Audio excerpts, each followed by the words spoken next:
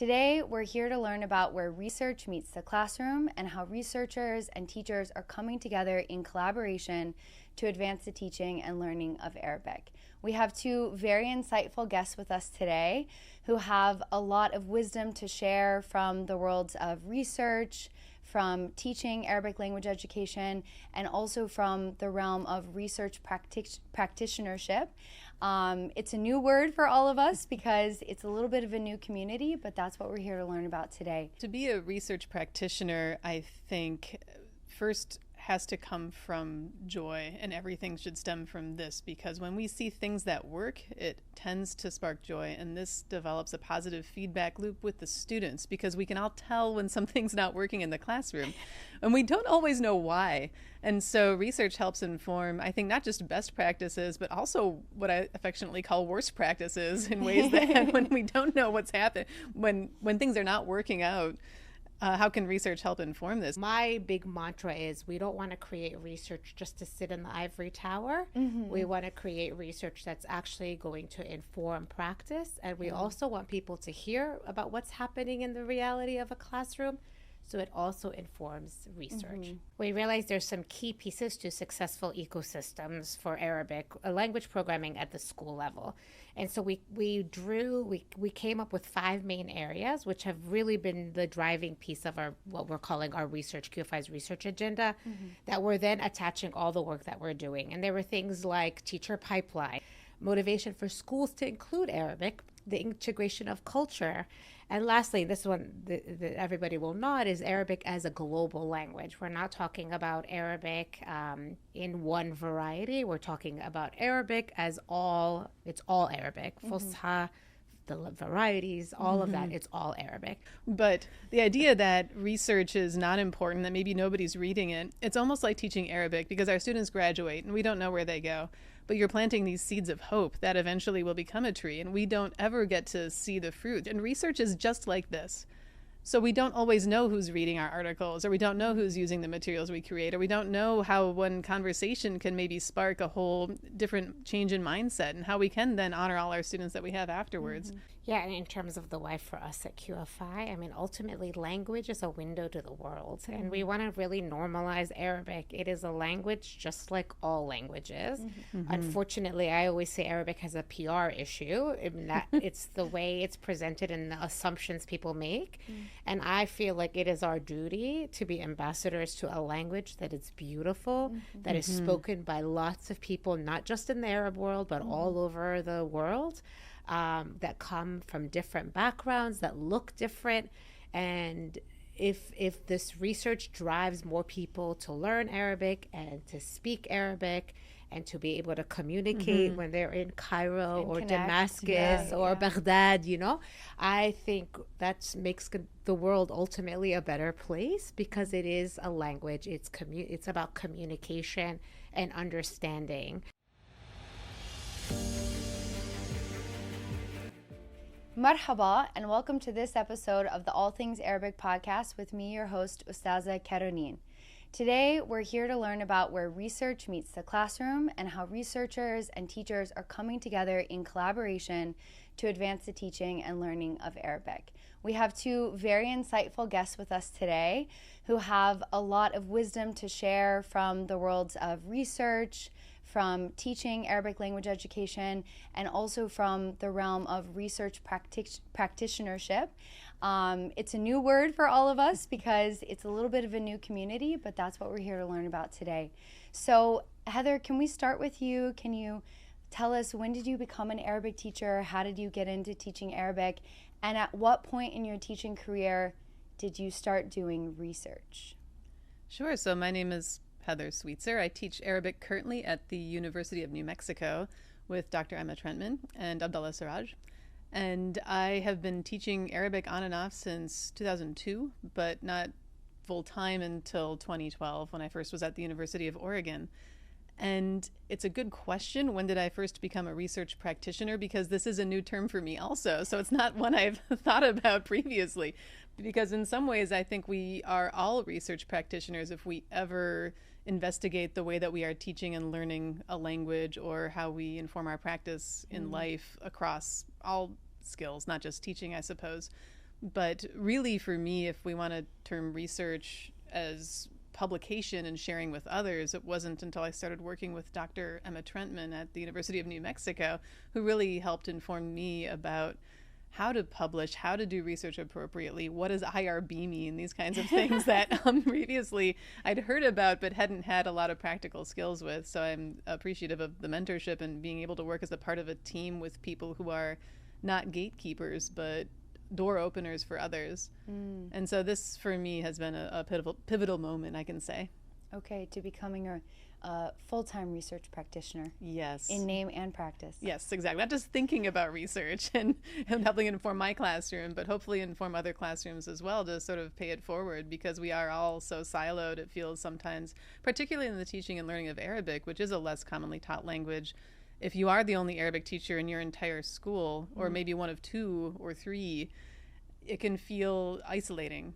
But there are so many opportunities in which we can share and pivot and learn from others and do more informed research that helps everybody, not just other instructors and research practitioners, but also our students ultimately. And absolutely. Yeah, help to forward Arabic teaching and learning everywhere, not just in the U.S., but worldwide. Inshallah. Inshallah. Carine, we'll switch over to you. I think I would love to hear from you. How did you get into overseeing the Department of Research at QFI, and how has it been for you as part of your job being charged to create and support and help develop this community of research practitioners? Thanks for having me. So my name is Carine Allaf. I'm the Senior Director of Research at QFI, and I'm very excited to have this role. I started off my career as an elementary school teacher. That I don't know a lot of people know that. I was a homeroom teacher. Me too. Yep. Oh, and yay. not Arabic related, just teaching kids in classrooms in Philadelphia, New York, and in Beirut. And a lot of the training we received, I had my master's in curriculum and teaching, is really informed by research. This is the best way to teach phonics. This is the best way to teach reading, science education. Every class I ever took for teaching had some sort of theory grounding it. So fast forward to my years at QFI, I've also been at QFI a very, very long time, and I've worn lots of different hats. And so in my many years of being in classrooms, looking at the teaching of Arabic at both the primary and secondary level, we've seen a lot of good practice happening. We've also seen and tried to develop professional development opportunities for teacher. And what we also realized is there isn't an evidence base for teaching of Arabic. We could draw from teaching from other languages. We could draw from good teaching pedagogy and methodology, which a lot of Arabic teachers also require, because most Arabic teachers are coming to teaching because they speak Arabic. And so over the last, I would say, 15 plus years, we really decided that this is something essential to advancing the profession of teaching Arabic in schools, in primary and secondary schools. And this was a great role for QFI to shepherd that and to advance it. And so I've had the pleasure of heading this. And my big mantra is we don't want to create research just to sit in the ivory tower. We want to create research that's actually going to inform practice. And we also want people to hear about what's happening in the reality of a classroom, so it also informs research. Right, that leads exactly into the point that was on my mind, that we know that historically there really has been this gap.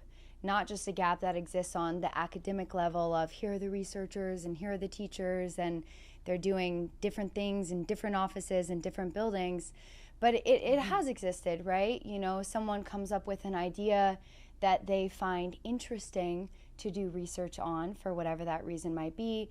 They do that research, they publish that research in a book, that book goes into a library, and that's where it lives, right?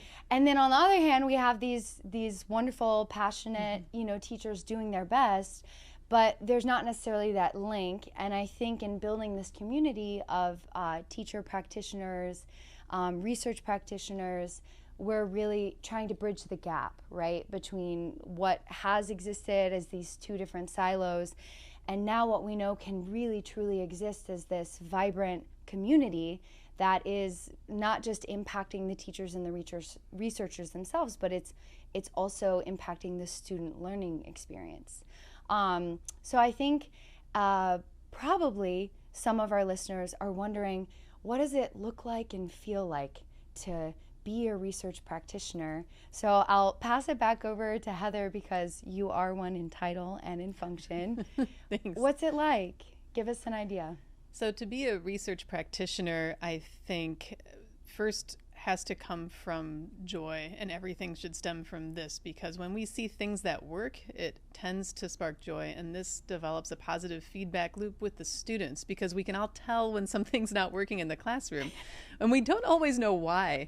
And so research helps inform, I think, not just best practices, but also what I affectionately call worst practices, in ways that when we don't know what's happening, when things are not working out, how can research help inform this? And so to talk about what it's like to be a research practitioner, there's plenty to be angry and upset about in this world. No matter when you're listening to this podcast, I'm sure we all feel this way. But the important thing to note here is that when we are researching, even if it's not technically a part of your job per se, because people talk about time poverty a lot. So where do you find the time to do things? So what it looks like to be a research practitioner, I think, means not just saying yes to research, but saying no to other things. Because as somebody I work with told me, every time you say yes to something, it means you're saying no to something else. So carving out that time for you in ways that are meaningful, because it's not just about doing research, it's about the practice too. So what is impactful in the classroom? So it all folds in together. If I am investing my energies into things that I find to be not impactful, it can be difficult to walk away from this because we've already invested time in it.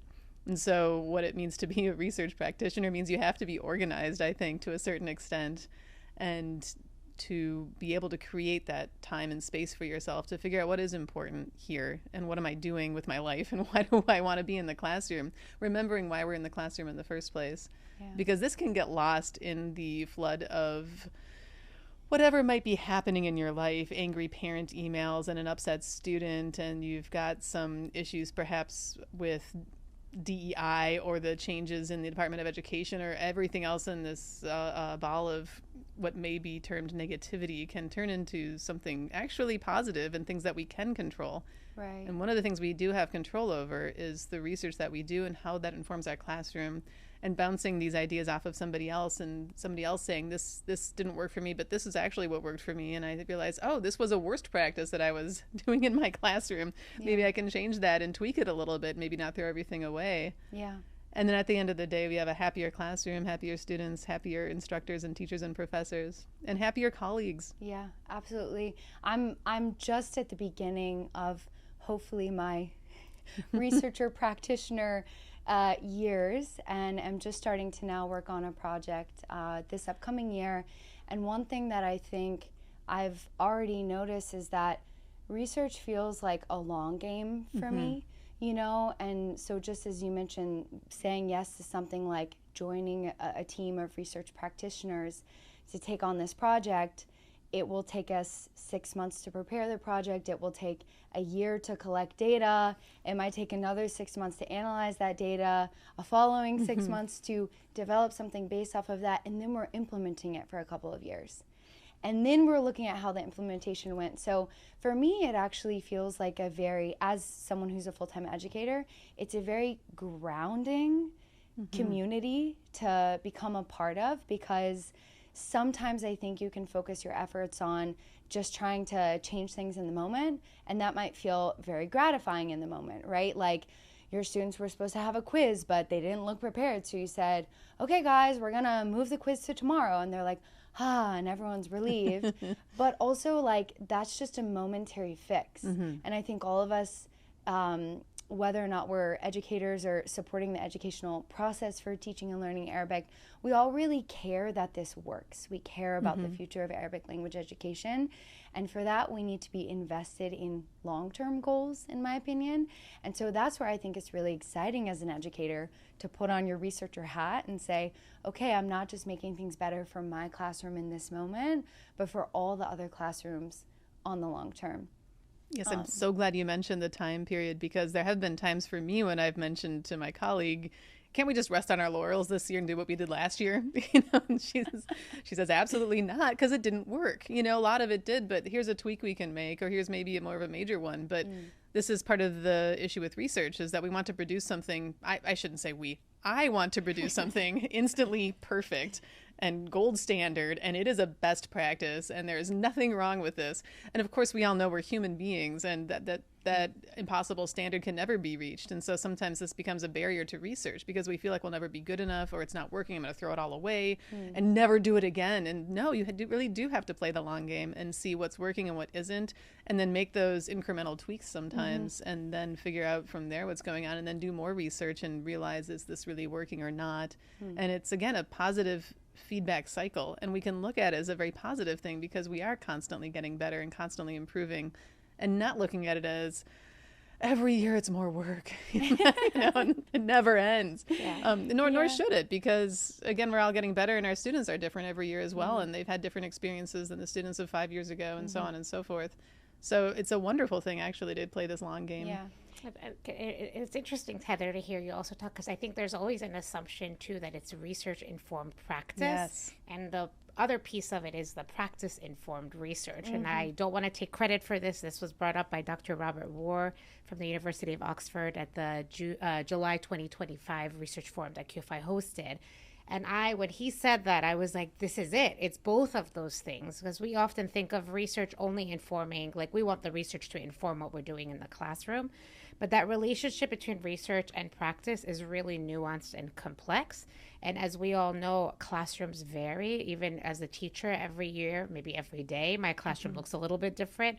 And so what I think worked one day may not work the next day. And so that having that self-reflective piece is essential to doing good research, and the patience. And oftentimes, even with funding cycles, we want to do research and we want to have an output, and there's a certain amount of time that you have the funding for, and you got to get the research done.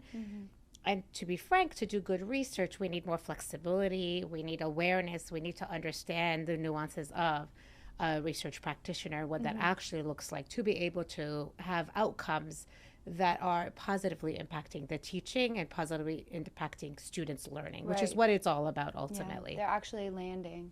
Carine, I wanted to ask you, because you've been at the heart of watching this community grow and encouraging people to join the community, and as you mentioned, QFI shepherding really the growth and the advancement of this community. When did it start? How has it built? Who are the people who are coming to this community? Is it just in the US? Is it in Europe?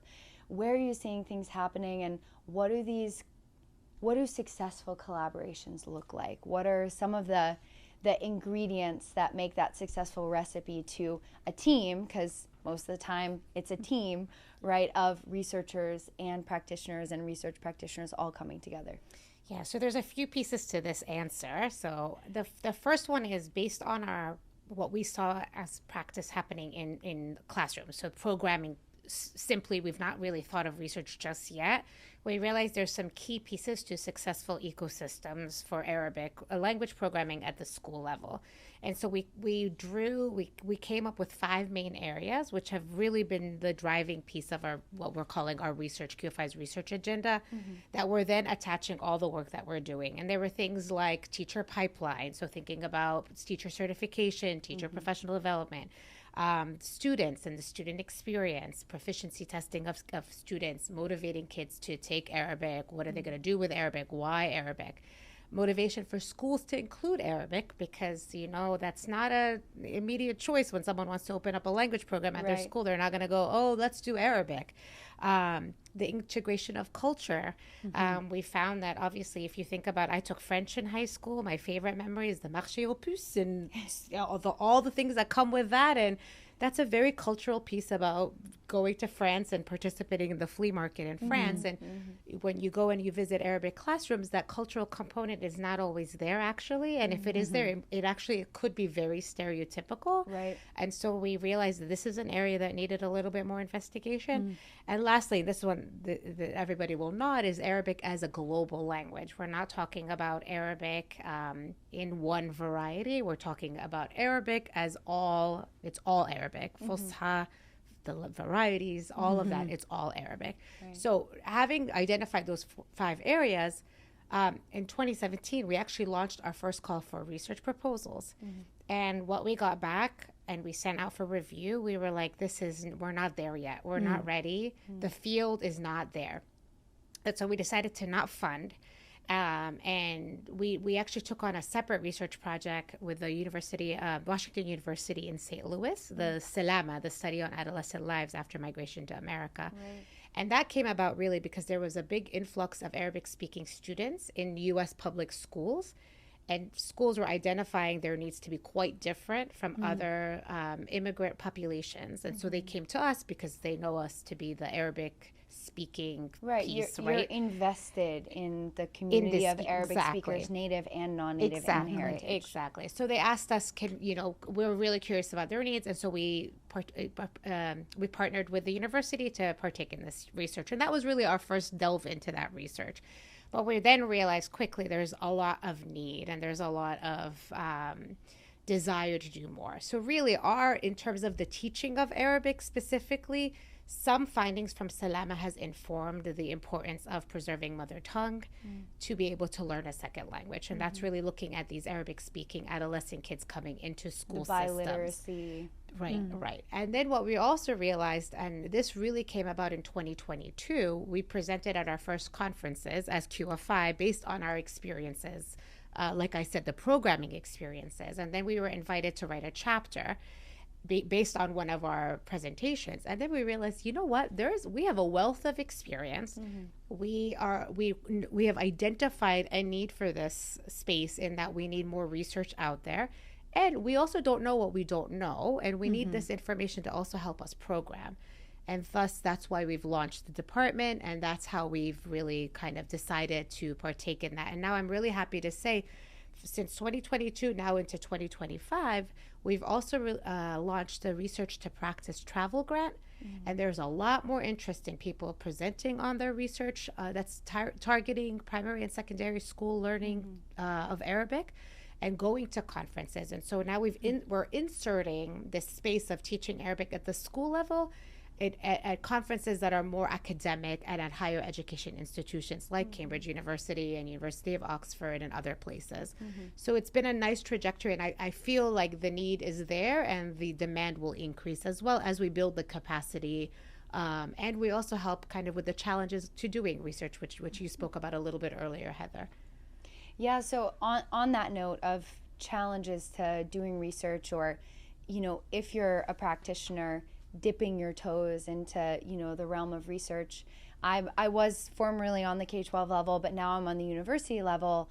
And I'm curious, Heather, your thoughts about this as well, because I know we're both lecturers. I'm a teaching assistant professor, but we talked about our work divide, and it's 80% teaching, 20% service, 0% research, and yet we're both doing research. We're just not getting paid by our universities to do it, which is totally fine. Not going to throw our universities under the bus. But I'm curious because on the university level, even though we're not researchers at the university, there are resources for us. There are mentors for us to find. There's encouragement from our department. We can get teaching awards. I can apply for smaller research funds to do research that informs pedagogy directly. But when I was on the K-12 level, it just was, it's not that it wasn't encouraged, it almost wasn't even thought about. Everything we did, everything we reflected on, it all came back internal, right? It was, I am thinking about developing this practice or sharing this practice or teaming up with a colleague to come up with a new curriculum for what was happening in our own classrooms. There was not a thought to go out and share it and possibly continue to develop on it. So I'm curious to hear from you, Heather, first. What steps did you take? I know you mentioned Emma Trentman being a mentor, but what other relationships have you built? How important has it been to have a mentor? How have you gotten into research? And then I'll pivot back to Carine because I'm curious how it is for you working with the K-12 educators and really getting them to realize you have this wealth of experience that is just as important to us developing the field as having a PhD in research practices and knowing how to fill out an IRB. So we'll start with Heather. So to back up, the question was, how can we tap into research at any level, whether you're getting paid for it as a professor or you're a kindergarten teacher with seemingly no time during the day? Just this is a bit of a tangent, but I think it's important to note here that there's a lot of research into how the brain learns and functions that's not being talked about enough, because basically if the brain isn't having fun, it can't learn. Because if the brain is ever uncomfortable, the instinct is to get the brain and the person housing that brain out of that uncomfortable situation. And this happens too often in classrooms. If you come from the primary world, you know that you have to start with fun, but this continues on throughout our entire lives. And so if we're not enjoying it, or if we make things uncomfortable, or the shaming of learning and that kind of thing, which was definitely present in the military where I learned Arabic in some classrooms, the brain wants to get out of it, and then it shuts down and it isn't actually learning. It's not ready to learn. It's not ready to learn. And so these are some research practices I think that the primary teachers could really help weigh in on, because it's, again, practice in helping to inform research in ways that can trickle up to everybody. So I think that there are important voices that need to be heard, and yours is one of them, anybody who's listening.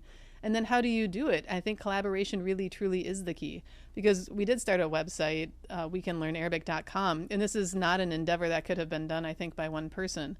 And it was very, very helpful to have a team of people who are looking at things, because I'm not a website builder, nor is anybody I work with, but we've become that, and we notice errors that we've made and that kind of thing. And of course there's going to be mistakes, and every year it gets a little bit better though, or we fix a broken link. And that's one of the nice things, actually, is that if you have total control over something like a research project, you can make those tweaks. And so there's some real beauty in that. And then the question is, how do you find that team? I will be honest, it's very, very difficult for me to make connections. It's very difficult for me to make friends, and it takes me out of my comfort zone, and I have a hard time doing it personally. And so then nobody ever teaches you how. And then it occurred to me just actually last year, this is probably why I became a language teacher, is because nobody ever taught me how to have a conversation. Like, you go into a room and you greet somebody and you say, what's your name and how are you doing, and all these niceties. And I used to have a list, okay, now ask their name. These kinds of things that seem to come so naturally to some people are very challenging for others. No matter who you are, you can find that community. If it's not where you're working, because I think possibly we might not be in a situation where we are working with a mentor. I've been in situations where I didn't have any, and I really believed what people told me, that I'd never make it, that first year Arabic is a waste of time, even second year Arabic, not only until you get to advanced Arabic where the real teaching happens, and these kinds of messages that can be prevalent.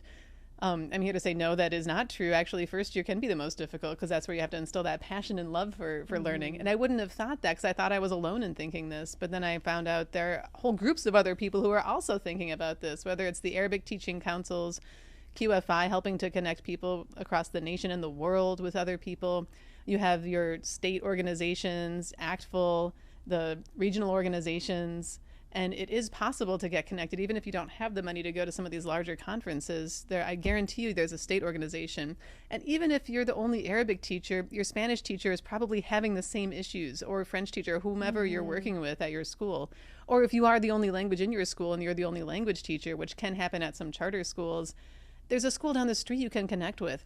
And I guarantee if you send a happy email, maybe during the summertime when people are a little bit more free, and finding the space to create a community, you are going to eventually find your people. And this can really help. I don't want to say burden of research, because I think burden has a negative connotation, but can help lift some of this time poverty, and can actually create something more beautiful when people work together as opposed to being siloed and working alone, because no research practice happens in a box.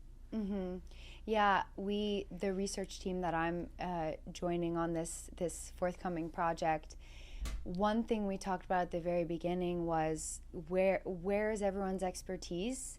What do people like to do? What do people have strengths in? And where do people want to grow, right? And where can we mentor each other in these different areas? So I feel very grateful that I'm joining this team where there are not only there mentorship opportunities, but there's also mentoring opportunities, and there's opportunities for one of our researchers who's totally takes names in the world of second language acquisition, she doesn't actually speak Arabic.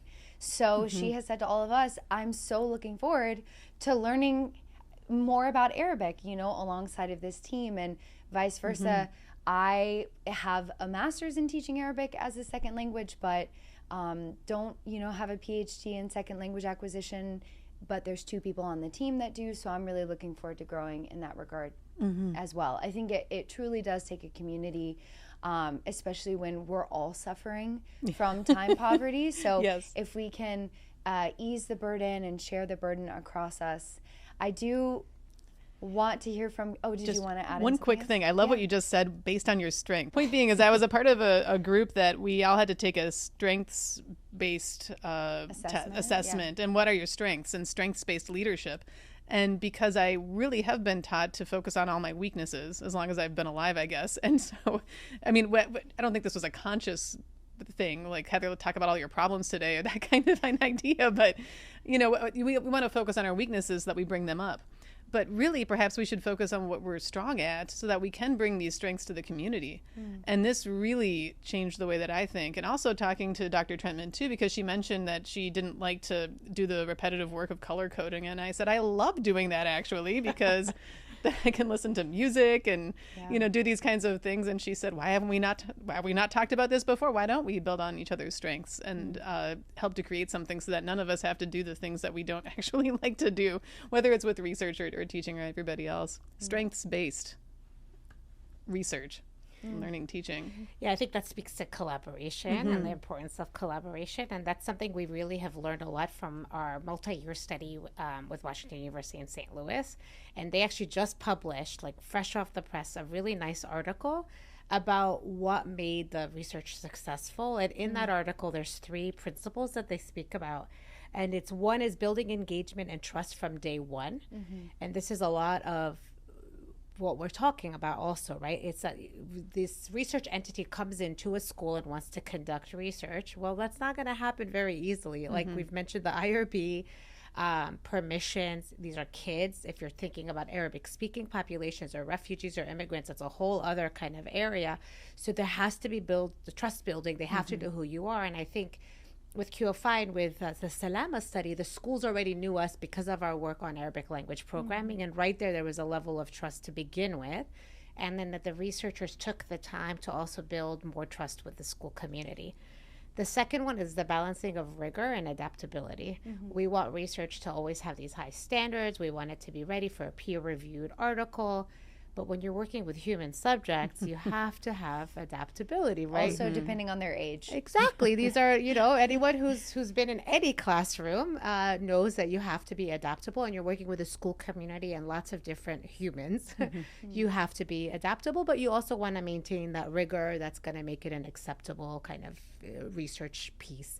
And the last one is creating relationships that extend beyond the data collection.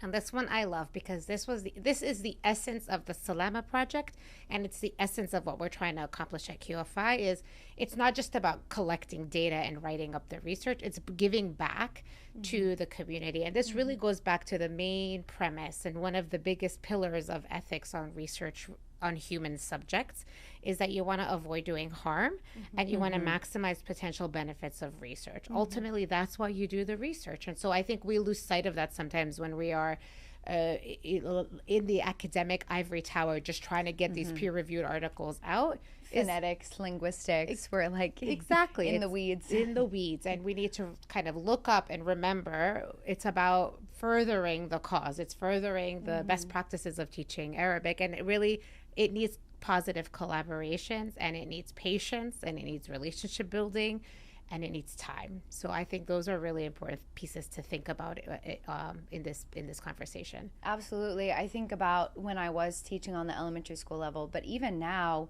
if any outside person had approached me and said, hey, we have this really exciting research project, it wouldn't matter how impactful or exciting that project was, I would say, okay, well, I need to be at the core of what's involved because these are my babies. Like this is a community that I've invested time and energy and love and care into, and I really want to make sure that they're not just safe through the process, but they really are benefiting on the other side. And Carine, you mentioned giving back. And I think a lot about why is it so important that we are creating these spaces to let research inform practice and practice inform research and really build and invest in this community. I see it as service to the field. You know, if my goal was to just show up and be great at Arabic and everyone look at me, okay, cool, I don't need to be involved in this community. But if truly your goal, your niyyah, your intention as an educator or a researcher is to give back and is to push forward the field, this is our 20% service. We don't even need to get paid for our research. No, I'm just kidding. They should also pay us for our research. Well, everybody should get paid for their time. But Carine, you mentioned something important. I think this idea of it has to be ready for peer review. And I think this goes back to, what does research really mean? What does it mean to be a researcher? I honestly thought I did not have the skill set to ever be able to do something like this. I dropped out of my PhD program for reasons we don't need to get into today on this podcast. But I really thought that I lacked the skill set and that would not be my future. And this is absolutely not the case, because if you are teaching Arabic, you do have the skills to research. Everybody does, really. And what you need to be, what needs to happen is you have to be connected to the right people and the right groups of people. And then the question is, how do you do that? How do you even start to research? Well, you can present at a conference without having published anything. I've done it many times myself because I've got this idea in the classroom and I wanted to share it with other people. And maybe this doesn't elevate to the term of a peer reviewed article and everything else, but this is still the start of what could be something that is collaborative in the future that can reach beyond the people who showed up to your talk at the conference. And this is one way to start. So if you're nervous about it or feeling like maybe this is not for me or this is not a part of my area of expertise or wheelhouse, or I don't have the time or anything else, somebody told me this not too long ago. We all have 24 hours a day. How do we use this and where do we spend our energy? And then somebody said, look at your phone, Heather. And I realized I spent an ungodly amount of time on my phone. And some of this, yes, it's listening to music and driving and, GPS and other things too. But I looked at that and I said, how dare I tell anybody I don't have the time? Because clearly I had 30 minutes for Facebook this morning. So, It's a really good point, though, about encouraging teachers. And I think, this is something you asked me a little earlier, Caroline, is how do we get teachers to think about that? It's as simple as saying, this works in my classroom. I want to talk about it and present it at a staff meeting. A staff meeting. It's a great place to start. Right? And just start. And there is a teacher that I have in mind that has been teaching Arabic for a very long time at a public high school. And we reached out to him many, many years ago to go and present at a conference in the UK, where we were trying to get best practices to the UK when we were first starting to work in the UK. And before that, nobody had asked him. He hadn't thought of his practice as that. And now he is presenting. He's actually presenting at a research conference in September. And in talking to him, he said, I would never have thought of that if you guys hadn't come to me and said, well, you're an experienced teacher. Clearly, you know things that work in your classroom. Right. And since then, it's kind of set him on the path. Now, does he see himself as a researcher? Probably not, because he doesn't have a PhD and all these other kind of labels that we have. The label barriers. But he is practice informed. He is doing it. He's a research informed practitioner. Right. He's doing it in his class. He's also contributing to the research base by just simply saying, well, this is what works in my classroom. I've tried this and it really went well, and I want other people to see it and learn from it. So I think that's really essential. Yeah. I was going to ask the both of you on a little bit of a larger QFI scale, but then also on our university or local community or state scale, where are these different opportunities that we see for people to take that first step to get involved in this community? You mentioned presenting at a staff meeting, which I think is great. And when I used to teach at the Arabic Immersion Magnet School in Houston, they would really push us to, okay, who wants to present, even if they were just 10-minute presentation, 15-minute presentation. But it did make me feel like I have something worth sharing that can positively impact someone else's teaching and furthermore the student's learning experience. I'll start with you, Heather. This is a great question, because I come from a world where the idea that you speak Arabic, ergo you can teach it, was prevalent. So, and these are in fact very separate skills. Yes. And so I see some smiling and nodding here, and we're all kind of laughing, but this is the world in which many people I think still live. And so I'd never heard of ACTFL or any of these other organizations until I left my program and met some other people who had been teaching for a while, and I couldn't believe there was all these people out there who had similar feelings. Imagine that. And I didn't have to reinvent the wheel. And so the question is, how do you get tapped in these communities? I'd only heard of ACTFL, which is the National American Council on the Teaching of Foreign Languages, and especially as a young instructor, I didn't have the money to go because it can be very expensive. I didn't know there was a program or an organization in Oregon that's just for the teachers in Oregon. Every single state has a local organization for all language educators. In New Mexico, it's the New Mexico Organization of Language Educators. That's what it is, NMOLE. And every single state has that. So I encourage people to look into this. There's also, of course, the ATCs, the Arabic Teacher Councils, and these are around the nation. And if you don't have one in your area, like we don't have one in New Mexico, you can start one, and there's possibilities. Or if you don't feel like you have the time, ask somebody who does, that kind of thing, and to connect with people in this way. And sometimes it's not even just that, like joining an organization, it's just a matter of talking to the person next to you, because maybe you don't teach the same language, but have you ever talked to them? So I tell my fellow students sometimes too, we don't always do a good job of modeling what we want to see you in class doing, which is to have conversations with each other and to speak up. Because if we don't see fellow instructors speaking to each other in the hallways in between classes or anything like this, and we're all so siloed, we're not modeling good conversations for other people. So I think that too, if it seems overwhelming to just go to the local conference or something like this, you can just start collaborating on a school-wide level. Right. Also, a lot of the state level organizations have scholarships for first-time teacher attendees or first-time teacher presenters. I also know as well, ACTFL has a handful of scholarships that people can apply for. And the other thing I was going to say is, because I've applied for and had the opportunity to present at a couple of different Arabic Teacher Council conferences, a lot of times they will open up a call for applications, right? Is it the DC, Maryland, or DC, Virginia? They just had a research-focused one last spring, and the call for applications was teachers all across the U.S. of Arabic can apply, and then there's a committee that reviews the applications, and then they select you, and you get awarded an amount that will allow you to travel to and present at that conference. So the Arabic Teacher Council of South does the same thing. We open the call for applications to any Arabic teacher across the United States, not just to our own ATC, because we know that there are Arabic teachers maybe who live in New Mexico that don't yet have an Arabic Teacher Council, wink, wink, who have a lot of incredible things to share, and we want to be able to connect using that ATC network. Yeah, I think the other thing I would encourage is also thinking beyond Arabic and thinking about just teachers and the various opportunities that exist for teachers, whether it's language teachers, but also teachers. Because ultimately, if you're an Arabic teacher, you're doing a lot of practices in your classroom than any other teacher. So I know we've had people present at things like project-based learning conferences, incorporating Arabic. You do it in English. You talk about your experience with teaching Arabic. So I encourage teachers to put that lens on when they're thinking about opportunities for them to practice their presentation skills and packaging the work that they're doing as well. Carine, can you talk to us a little bit more about some of the opportunities that QFI offers for conferences or groups or calls for proposals?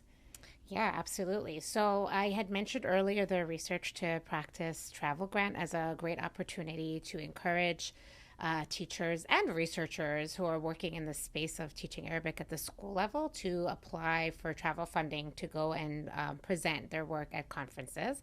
So that's available, and it's a rolling opportunity. We also release a call for proposals for research every September, so look for that annually, with decisions usually made in the new year. And a lot of the research that's existing out there, this is Dr. Emma Trentman and Heather's work is for We Can Learn Arabic, is from one of our first calls for proposals for that. And again, the key for that is there has to be a tangible outcome of that research. And I can give some examples of that. Your website is one example, and the other research projects always have something coming out of it that's useful for a teacher to use in their classroom. And then the other one that we also run annually is a research forum to bring the researchers into the same physical space as the teachers so that they can collaborate. Because often they don't have a time to speak to each other, right? You make the time. So we're making time. We're flying you someplace and carving out time. And in fact, the forum has become so popular, people are emailing us to self-fund to come and attend because they are realizing it is such an important space to be able to carve out a few days and be there with other like-minded professionals that are committed to this cause, really, that research is essential. And I want to be there. I want to learn about what's happening. And I want to connect with other like-minded people so I can conduct some research in my own school. And actually, as a result of the forum, we now have had 2 action research projects taking place. One is an actual outcome of this research project that I'm pointing here to a research report on that was conducted by University of Leeds that looked at the beliefs of teachers in integrating varieties in their classroom.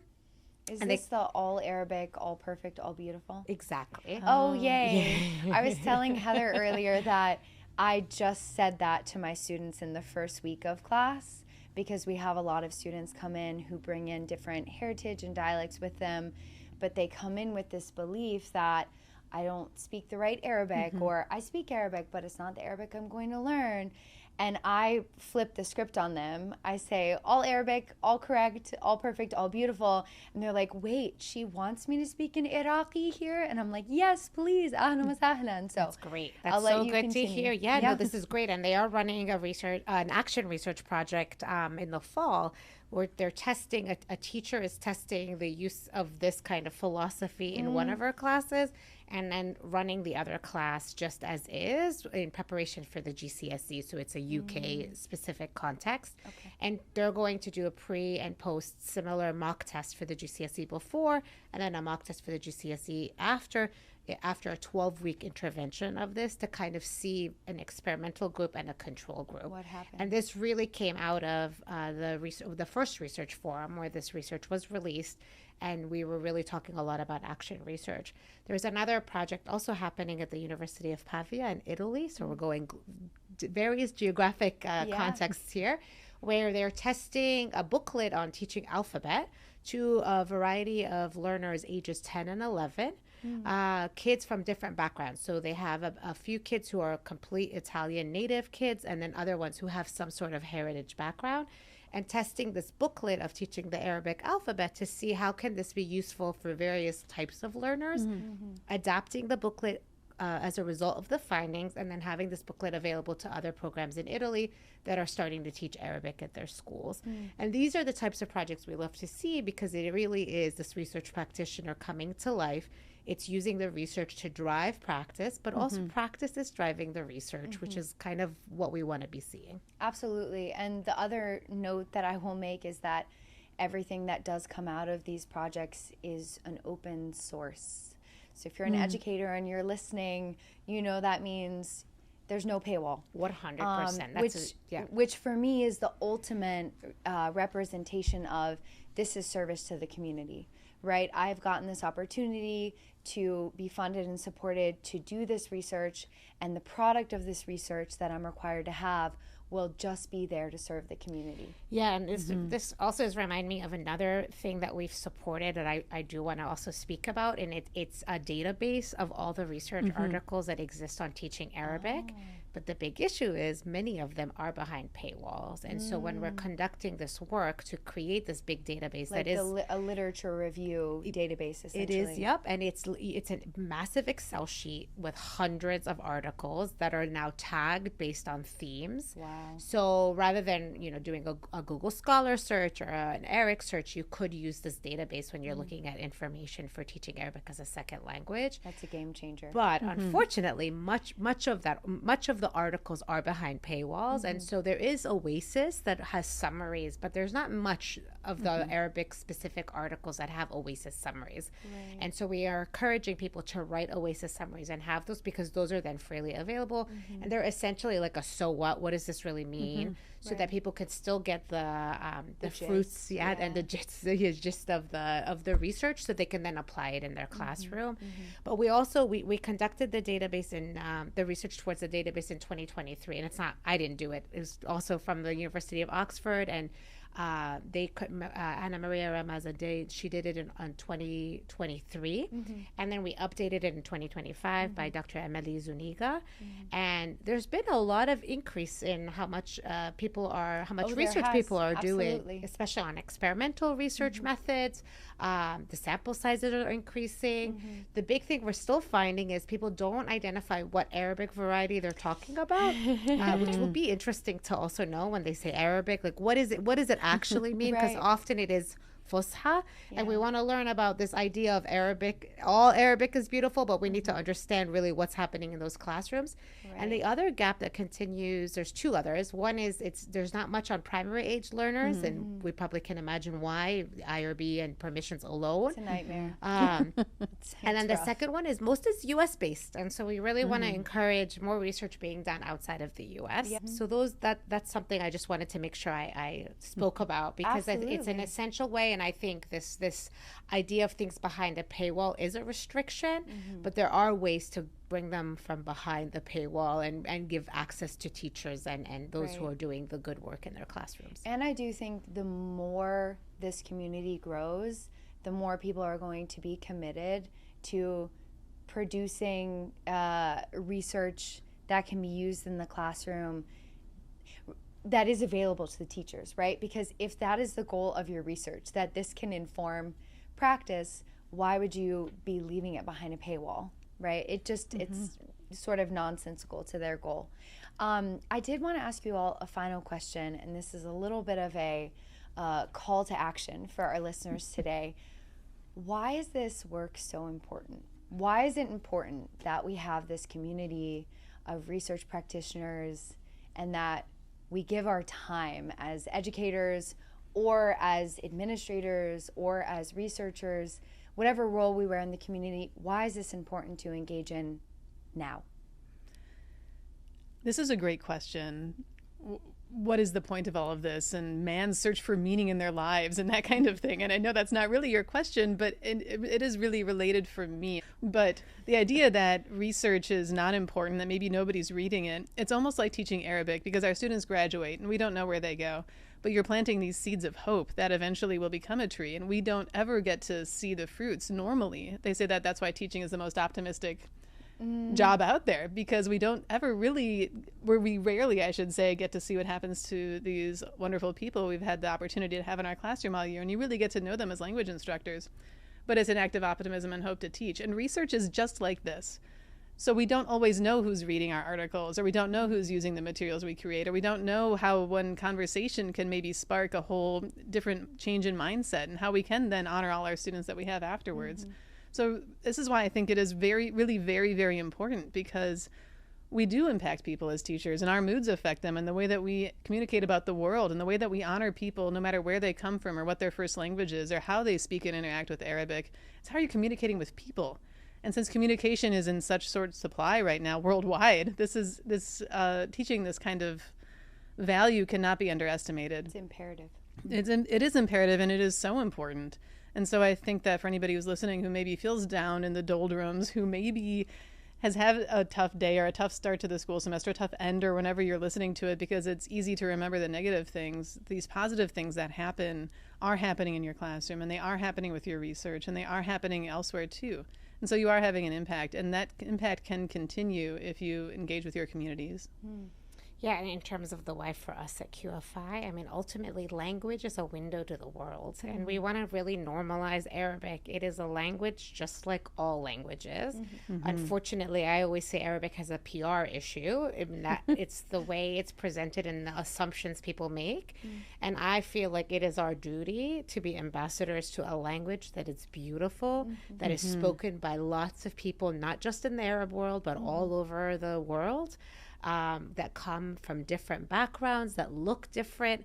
And if this research drives more people to learn Arabic and to speak Arabic and to be able to communicate when they're in Cairo And or connect. Damascus Yeah, or yeah. Baghdad, I think that makes the world ultimately a better place, because it is a language. It's about communication and understanding.